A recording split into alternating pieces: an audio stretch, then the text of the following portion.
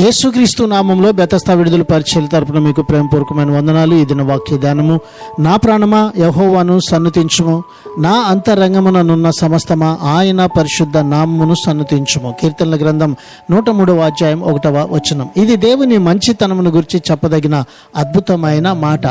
దేవుడు మన పట్ల చేసే మేలులను బట్టి ప్రాణము ఆత్మ దేహాలతో దేవుని స్తుతించి మహిమపరచుటయే. ఇది దేవుడు తన గురించి వెల్లడి చేసుకున్న సంపూర్ణమైన సత్యంపై ఆధారపడి ఉంది. అలాంటి మంచి దేవునికి తాను అర్పించే స్తుతి అంతరంగంలో నుంచి నిష్కపటంగా ప్రవహించాలని దావీదు కోరాడు. దావీదు అన్నిటినీ చూడగలిగిన, అన్ని తెలిసిన దేవునికి మరి ఏ రకమైన స్తుతి అయినా అంగీకారం అవుతుందా అని మాట్లాడుచూ ఉన్నాడు. ఇది నాన్న దేవుని సన్నిధిని చేరి యథార్థంగా ఆయన స్తుతిద్దాం. అటు కృపను ధన్యతను ప్రభు మనందరికీ దయచేయును గాక. ప్రార్థన. మమ్మలను మిక్కిలిగా ప్రేమించిన మా ప్రియ పరలోకపు తండ్రి, మా మంచి యేసయ్య, మరొక నూతన దినాన్ని మాకు ఇచ్చినందుకు నీకు వందనాలు స్తోత్రాలు చెల్లిస్తూ, నీవు మా జీవితంలో చేసే ప్రతి మేలును మరొక నిత్యము మేము జ్ఞాపకం చేసుకొని నేను స్తుతించేవారుగా ఉండినట్లుగా ఈ దినాన్ని మమ్మల్ని సిద్ధపరచమని యేసు పరిశుద్ధ నామంలో ప్రార్థించి అడిగి వేడుకుంటున్నాము తండ్రి.